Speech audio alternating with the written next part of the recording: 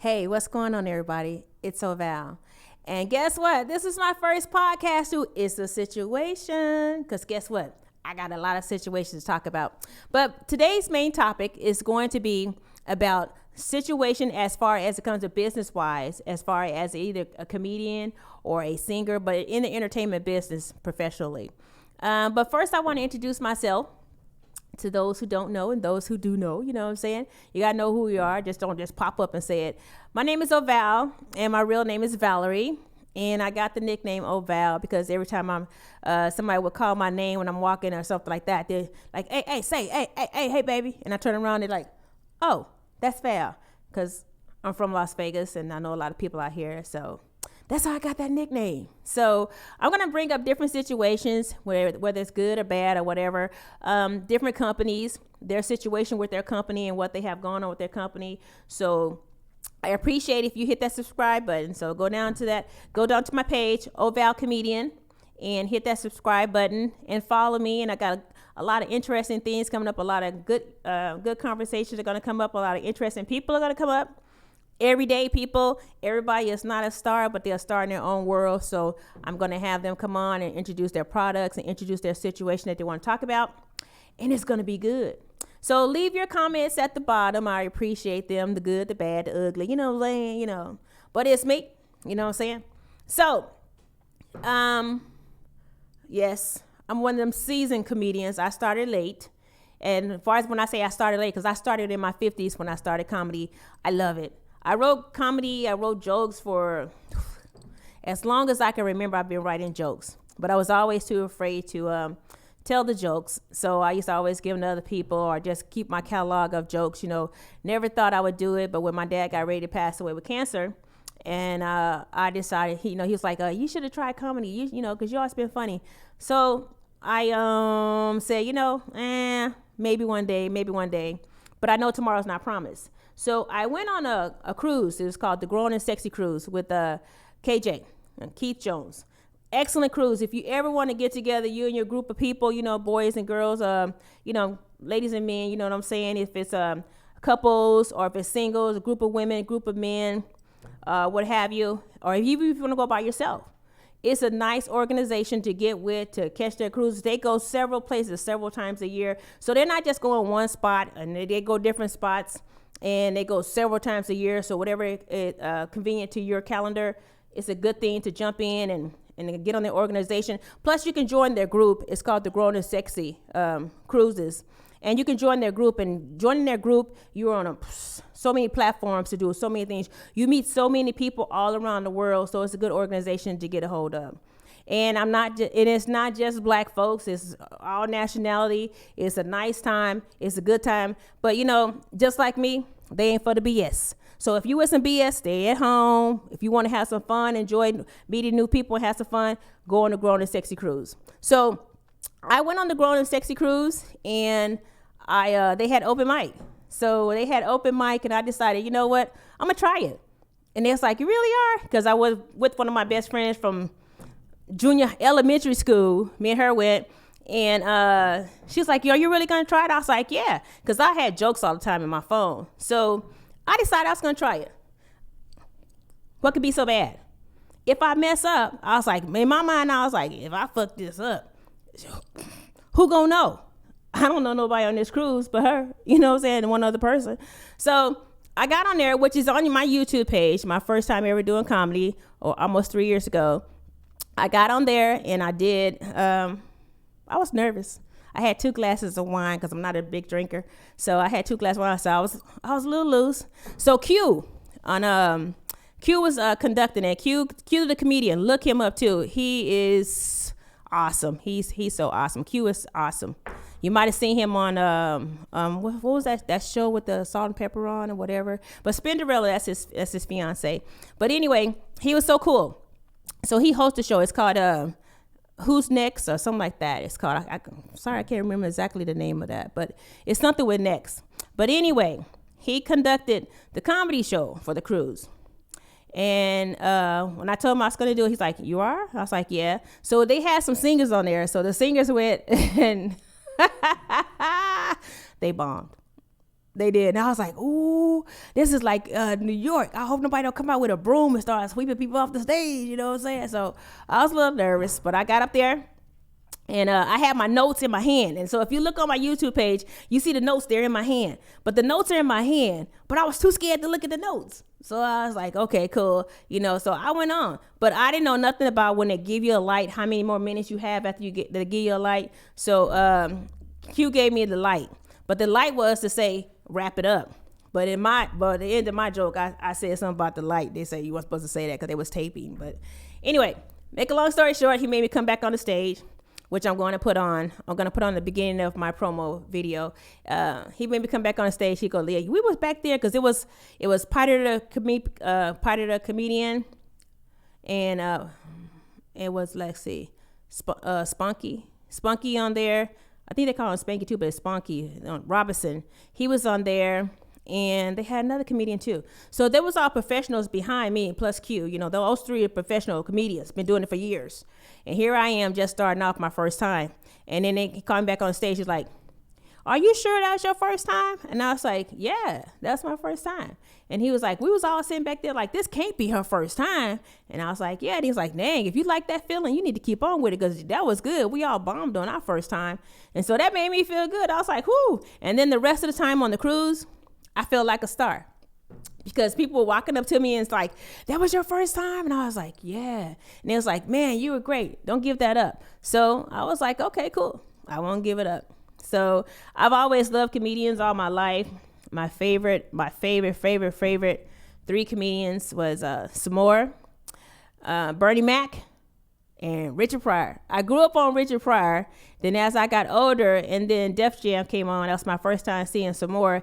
And I was just the stuff she was saying was like, I'm like, oh my gosh, there's stuff I write about, And plus, it was just nice to hear somebody say some of the same things that I was thinking, So it was funny. And she was just so funny, a beautiful person, And Bernie Mac, oh my God. I wish I would have met him before he passed away. When he had the Bernie Mac show, my family and my friends, close friends, used to tease me about it all the time. They used to call me up, hey, your boyfriend on. And I was, okay, cool. I taped it. I watched it, because VHS tapes was back in then, so I taped it. I watched it. I used to love me some Bernie Mac. And I was like, I wonder, could I do his voice? I'm scared of these motherfuckers, But I'm saying I'm a woman, so I guess I can't do his voice, what I'm saying? But I was just infatuated with him. So as I did get into the comedian game, I met in person. Well, first I met her on the internet, which was S'more, which was one of my idols. When I first met her, she's like, "Oh, this is my friend Val." Da, da, da, da. And I was like, "Friend?" It's just so funny to hear her say "friend" to somebody, and she was her first time meeting me. People. I met stars all my life. Working, living in Vegas, you meet stars all the time. So I've met a lot of stars. I mean, a lot of stars. I mean, Michael Jordan on down. I'm Charles Barkley on. I mean, I've met millions of stars. Okay, so meeting her in person to hear her say "friend," and I had to tell her. I said I'm kind of like starstruck, and I'm normally not starstruck because I meet stars all the time. But to meet somebody that you idol, to meet them in person, and they consider you a friend, give you that hug, cool. So as I have progressed in my comedy life, I have become a closer friend to her. She's become a closer friend to me. I respect her. She respects me. And it's just, when she says she dope, the girl is dope. And I appreciate that. And then even with me being older than her, she still respects me as just a cool friend. And she's just a cool, down hard, cool person. So many times stars, and that's a star. That's an idol. That's a legend, okay? Some more, when they say queen of comedy, that is one queen of comedy, okay? Now, meeting her in person, like I say, I was blown away. I was blown away because a lot of times, a lot of stars, when you meet them in person, their ego kicks in, and they just got this, like snooty little attitude, like everybody is beneath them. I ain't never seen that shit not one day, not one time from her. I've been around her more fingers and toes than I have. But at the same time, not one time she's treated me like I was just like beneath her. And, she got 20 plus years in the game. And here I am. I don't have my 3 yet, but do she treat me any other way? No. So that's one person I can say. You can talk about a lot of people, but that's one person I can say for myself. She dope. Now that is a true chandelier. So I see how she calls chandelier. I remember I got my first incident when it came to comedy. Someone came at me, and in this business too, it's hard when you're a woman in the comedy business because it's a male dominant thing, and the males come at you sometime in a not so nice way. I can't sugarcoat it. They just don't come at you right. They don't come to you respectfully. They don't come to you nice whatsoever. So at the same time, you trying to keep yourself up on there as you got to respect yourself. So you got to watch how you carry yourself. But at the same time, you don't want to be disrespected at the same time. So it's a lot of times when people come at you sideways because they're trying to see how far they can go with you. And then if you pop off, then, especially when you're black, they're going to say, oh, you're the angry black woman. It's not the angry black woman. It's standing up for yourself. And with respect, rubs some people the wrong way, because when you speak up for yourself, a lot of people can't handle it. They can't handle it because a lot of things that you're speaking up on, they know that's wrong, but they're going to try you anyway, which that's a situation I'm going to talk about a little later.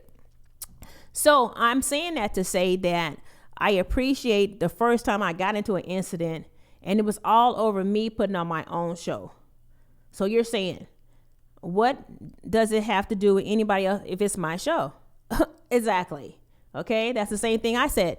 What does it have to do with you when I'm putting on my show? And then they was mad at me for putting on a show because y'all hadn't been in comedy for a year yet. So what? It's my show. You either come or you don't come, but you don't have to, basically, talk down to me because I'm putting on a show and you've been in the business for 20 years. It was totally not cool. And it totally elaborated to something that was totally not cool. But some more. Being the queen chandelier that she is, to this day, I thank her for it because I send the messages to her, what was, being said and blah, blah, blah. She took the time out to hear out what I was saying. And she sent it back to me and she was like, Val, do you? And that was before everybody was like, do you? She's like, do you? Don't worry about what anybody else think. That's one person. You're going to learn in this business. Everybody is not going to like what you say. And you can't please everybody. She said, but you a young chandelier. And you must be doing something that's shining or they wouldn't be worried about why your light is so bright. Boom. I was like, okay, I got you. And I was like, girl, I'm going to clap back. I'm going to clap back her because I'm going to clap back her. And then she was like, you can't clap back at everybody, which I see that now. I see that I can't clap back at everybody. So the ones that got something to say, let them say it. You know what I'm saying? Let them say it. You know what I'm saying? You're not going to let everything slide, but you're not going to clap back at everything. It's not worth your time. Plus two, it's not, when you give some light to it, you ain't doing nothing but putting fire to it to let it burn longer. You know what I'm saying? Once it's just sizzle. Because what they saying is just, whether you know it's true or not, let it go ahead and sizzle. But when you come back at it, that's when the fire hits and that's when the flame hits. So why give them that power? I don't want to give them that power. I don't want to give that power. So I'm not even going to say their name. But, I went on doing my business. I was very successful in that business. First time I ever put on a show. And it was very successful. Very successful. Very successful. You know what I'm saying? Okay. So anyway, whether they wanted to, commit themselves to participate in it or not, that was irrelevant to me. So she was right. And bottom line, what she told me was, Valerie, you a young chandelier. Don't argue with ceiling fans. I was like, she right. So I'm glad she told me that. But like I said, it takes a legendary person and somebody that to take out some of their time to even tell you the game of it all. As far as the financial business of it, oh my gosh, she has taught me so much of when it comes to the finances. Because of the finance part of it, in any business, you cannot get anywhere in any business if you do not know the financial end of it. You'll be like a lot of stars, a lot of people when you get somewhere and they're like, dang, you did this, you did that, you did this, you did that. You still broke, because you didn't know the financial end of it. So by her teaching me that, I appreciate that. So A girl ain't never broke, okay? And you cannot say yes to everything. Every show somebody asks you to be on, you cannot say yes. No, you cannot. If it's not beneficial to you, if it's something that could damage your product, your brand, say no. So now I want to get to my situation. It's a situation. So this situation is going to be about business. So the business aspect of it all. When you're doing business, whether it be comedy, whether it be singing or anything else, anytime somebody wants you to be on their platform, something that they're having, their function, okay? And it's a paid function. When I say paid function, I mean you're getting paid for your talents. So you're getting paid for your entertainment that you're bringing to their show. Okay, so what is the first thing that is done? The first thing that is done is an agreement. It's a verbal agreement. Now, once that verbal agreement is done, then it's a soft write, or a one page, they call it, of a contract, which I've learned. You soft write a one pager, which is basically saying the date, the time, how much time they're asking for, and how much the money is agreed upon. Then later on, you'll go into making a full contract of it. Okay. But at that time, you have to have a date set that where you want your deposit made. Deposit is a must. Deposit is a must, because when something else maybe not go through or fell on or whatever else, you got to make sure you got something out of the case, because you could have blocked off that date and you could have had something else going on. So that's damaging to you, because this is a business for you. And if it's just fun for you, then treat it as fun. Go here and go. You want to do it like that. But if you ever want to change it into a business, if this is your income, your livelihood, you need to treat it as so. And if someone can't respect you for treating it as your livelihood and as your income, then that person is not worth it to you, because that person is not looking out for your best interests. So as a woman, a lot of times when it comes to the financial end of it, men will sit up there and get an attitude with moi over asking about the money. Should I be offended by it? Hell no, it's my money. If a closed mouth never get fed. So if you're going to sit up there and not say anything, then that's on you. So don't talk about what they did if you don't say anything. I had a situation where an organization asked me to be in their function, and I agreed to be in their function. But the payment that was discussed was agreed upon. But once that payment was agreed upon, I said you need to make a deposit. At least your cutoff is 30 days before the event. And that's pushing it, because a lot of times people will not even give you 30 days. If 30 days, 30 days is to a lot of people, it's too late, because they could already have booked something else. So it depends on if it's in the same state with you, what is your deadline you're going to give them, or if it's out of town. When it comes to out of town, you got to realize you have travel. Okay, you have travel, you have stay. That have to be included into your contract, into whatever you're asking for. Because if you're not going to include that, how do you expect to get compensated for it? So you need to include that, whether you have them book it or you book it yourself. But that price of that needs to be included into your contract. A deposit needs to be made before you hit the street, before you hit the plane. Simple as that. Simple as that. And if they can't understand why you want a deposit and why you want, your booking number on everything already confirmed to you, that's their problem. Because you're putting yourself in a situation where you'll get somewhere, and guess what? The cost of that will be on you. And you don't want that to happen, because that brings bad blood. So when I hear all these other, comedians talk about the things about when they was doing their road trips, like Lunel used to always talk about that when they have different interviews with her about they went on different little events, different gigs, her and even Monique. They went on gigs, and it was like back then, it was like it was less than $100, but they was like, well, my money at the end of the gig, the person that had their money, and it was like, hey, it's like so many times you want to sit up there and fight, but you can't beat up everybody. But at the same time, you didn't get your money, whether you whoop his ass or not, you still didn't get your money, So it's so I didn't want to be in that situation. So I try to do things in a business manner. So like I said about being predominantly men, and when a woman asks for something to do with a contract, I do contracts. I do a contract, and I had a situation where their deadline wasn't up, but I'm asking them, when are you going to pay your deposit? Because you have already started putting my name on your stuff. Now, I don't operate like that. Do not. Because the simple fact is, you do not have permission to put my name on anything that you have coming up, whatever, until you have made a deposit. When you have made your deposit, then that locks in for you to use my name. Does my name mean that much to you? Maybe not, but it means something to me. Okay, so I can't stand when somebody try to put my name on something when I have not confirmed it with you. I confirmed about, yeah, okay, I'll block that off for you, but my yeah, okay is just yeah, okay. It's a yes when that deposit hit my bank. Once that deposit hit my bank, then it's a yes. Before that, it's a yeah, okay. So you don't put my name on nothing until it's a yes. Got it? So that was the situation for me.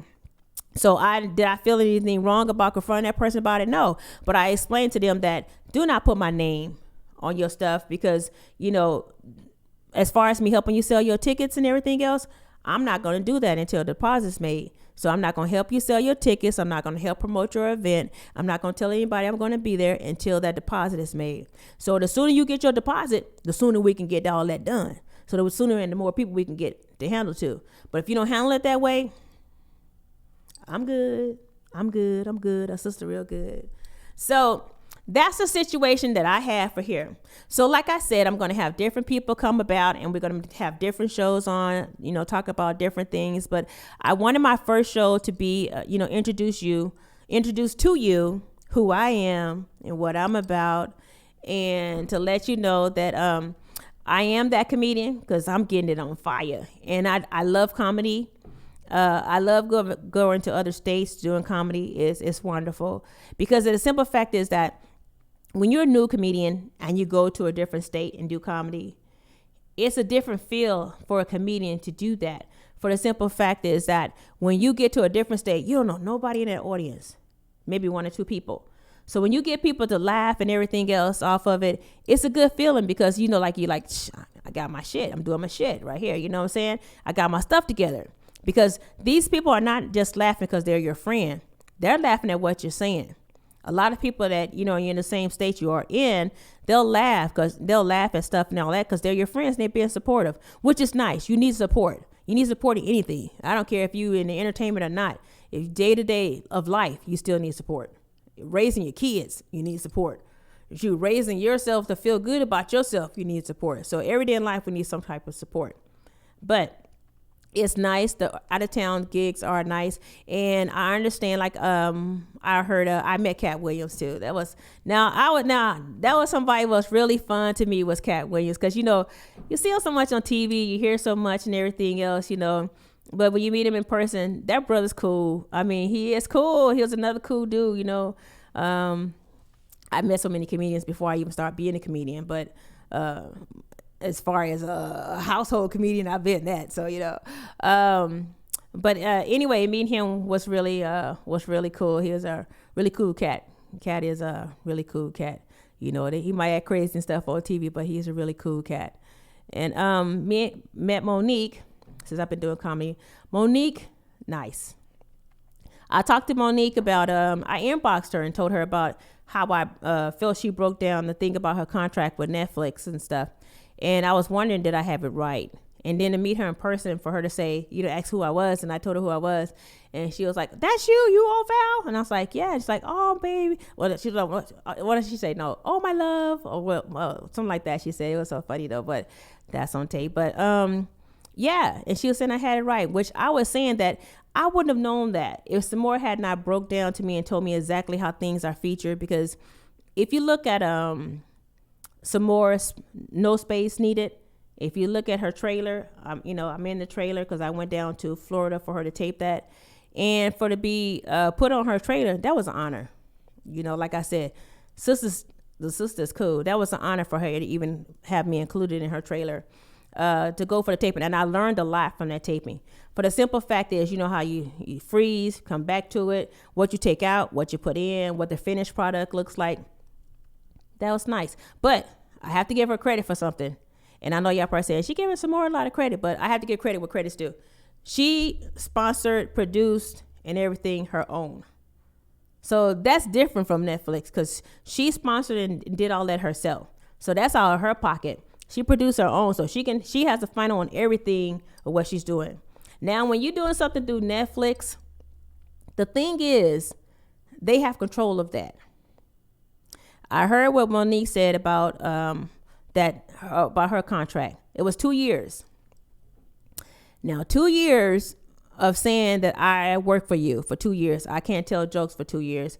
I can't do anything else for 2 years. I can't say those jokes that you're buying for 2 years. That's a lot. So when we look at it and we said, man, but $500,000. But $500,000, if you divide it by 2, is $250,000 a year. So $250,000, that's what you're saying that she's made that year. Well, a lot of comedians, especially seasoned comedians like her, they're going to make more than that doing gigs and doing a tour. They're going to make more money than that. So to limit yourself to that, that was an insult. That was an insult. But do I agree with every way, which way she handled that? It's not for me to agree or disagree because that's her business. You handle your business how you want to handle your business. I handle my business how I want to handle my business. Same with Steve Harvey and everybody else. And I've met Steve Harvey too. And the funny thing about Steve Harvey is I'm a dealer in the casino. And I've been in the casino for 34 years. And I was young. And I was, like I said, wrote jokes, and I decided that I wanted to, Steve was on my table, just me and Steve. And I went to another table, just me and Steve. And I said, Steve, I always wanted to be a comedian. And he was like, yeah, really? And I was like, okay, let me tell you a joke. He said, okay, Val, go ahead. I told him the joke. I'm going to admit, I totally fucked the joke up. I totally messed that joke up. I spazzed out and messed that joke up. Okay. And so I go, oh man, wait. Let me tell you again. He's like, he had like serious face. He's like, no, Val, stick the deal in the cards. You good at that. And I was like, my spirits was just like fell to the floor because I'm like, oh my God, I was like, damn, well, maybe I'm not funny. Not that I screwed the joke up. My compulsive self said, I'm not funny. Not saying that I screwed the joke up. Instead, I went to, oh man, well, maybe I'm not funny. So that discouraged me. So that discouraged me from even being a comedian because I was like, dang.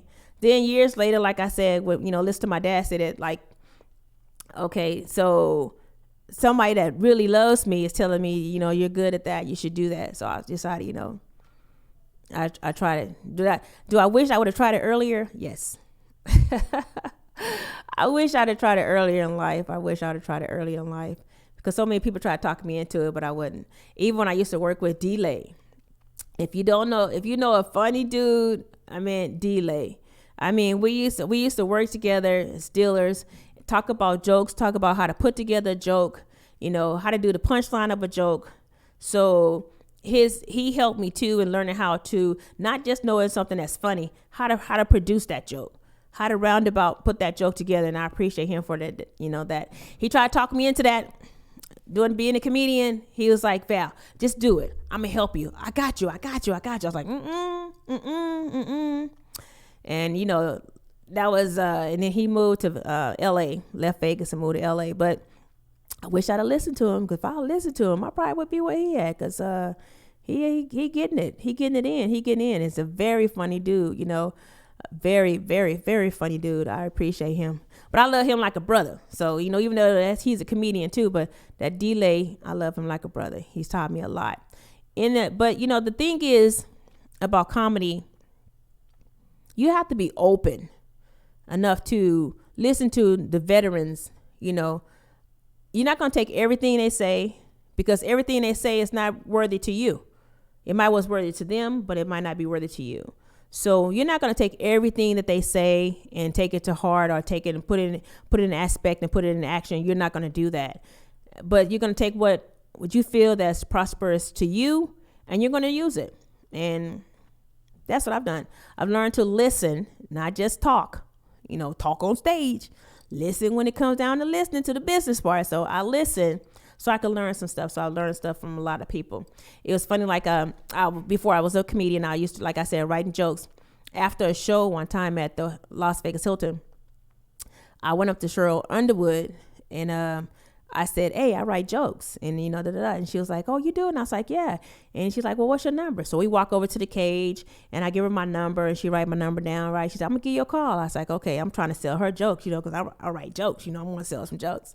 So she writes my number down. Did she ever call me? No. I wasn't hurt though. I wasn't hurt. That just was jokes I'll probably use later. And it's funny because I threw away a lot of my jokes after my dad passed away. I threw away a lot of jokes and I was like, I ain't gonna never do comedy. I don't care what my dad told me. I ain't never doing no comedy. And I wish I wouldn't, because I had so many jokes. And now when turn around, I am doing comedy. I was like, dang, I bet there was some good jokes, them good old jokes. I could have refreshed them up, up to date them, made them some good jokes. So, but that's okay, because now I just take the things that I've learned in life, tweak it, make a lot of fun out of it. Like as a woman, I do talk about a lot of dick jokes, and then people like, well, dick. I said, let me tell you something. If I talk about pussy, whose pussy am I talking about? I wait. Right. I'm not going to sit up here and just tell you about mine. Okay. So men are going to talk about getting a blowjob and getting some pussy and all that stuff. Yeah. Yeah. They're not going to talk about dick, because they ain't finna to talk about other man's dick. Oh, that's gross. Look at another man's dick. Talk about another man's dick. Da, da, da. Well, ooh, it's gross. Talk about another one pussy. Oh, talk about, yeah. So I'm going to talk about dick. Okay. But does that mean that everything I say about dick is true? No, because you're telling jokes. I had to say that because it's funny. When I first started comedy, every time I got off the stage, I had at least 3 dick pics or somebody telling me something about some dick or hooking up and all this stuff. I'm like, yo, do y'all understand? These are jokes. I said 90%. I'll go from 75. I even go 75. 75% is a lie. 25% is the truth, because that 75% is what you're making to make people laugh. So you just tweaking it to make them laugh. So it's not all true. So if somebody says, oh, I was sucking the dick and damn, that really happened to you? You might have sucked the dick. That don't mean you suck 3 and 4, 5 dicks. You just take a part of it and you just make it funny. You're making jokes. And another person was teaching me how to produce a joke. Was Big Wheezy. It's funny. It's funny how he did it though. He went to one of my shows. I never met him before. We met. He checked out my show, and then we talked about it afterwards. He's like, yeah, you're really funny. Da, da, da. And he's like, I'm going to do comedy. And when I told him at the time, it was like only a couple of months. And he was like, what? And he's like, oh, you got a natural to it, da, da, da. And he said, I can give you a couple of pointers to help you out. And I said, okay, that's fine. So he inboxed me, and he sent me some stuff about how to produce a joke and, how to go, what's the punchline of it, how to do the middle part of it, how to get it started, all that. And I was kind of offended. I was like, what? And so I inboxed him back like, what you trying to say? I thought you said I was funny. So why you give me all this information? Da, da, da, da, da. So like me being young at it, I'm a rookie at it. So instead of me listening and taking the knowledge and making what I'm doing even better to another level, I was on the defense side of it, on the arrogant side of it. Like, I'm already funny. I don't need you to tell me how to do this. You know what I'm saying? So I had to, regroup myself. But he gave me some good information. So I went back and looked over it, and it was some good information. So this has been a very fun time talking with you guys and everything else. I've been doing it for a minute, but I can't even believe I even talked this long. But like I said, my next show is going to I have different comedians and different businesses that I've already have lined up that they're going to talk about different situations. And like I said once again, please go down, hit that subscribe button. Okay, leave your comments. You can inbox me. Don't be up there sending me all the messages talking about, well, yeah, I'm feeling, and this my number. Can we hook up? Nuh-uh, please don't, okay? Let's stop that, okay? Let's stop all that. It's business. Let's have some fun, but let's have fun doing it in a nice way. So subscribe. It's a situation, because it's a situation where it's Oh Val, and I can't wait to talk to you again. So make sure that you subscribe, because I'm going to come back and tell you a different what situation.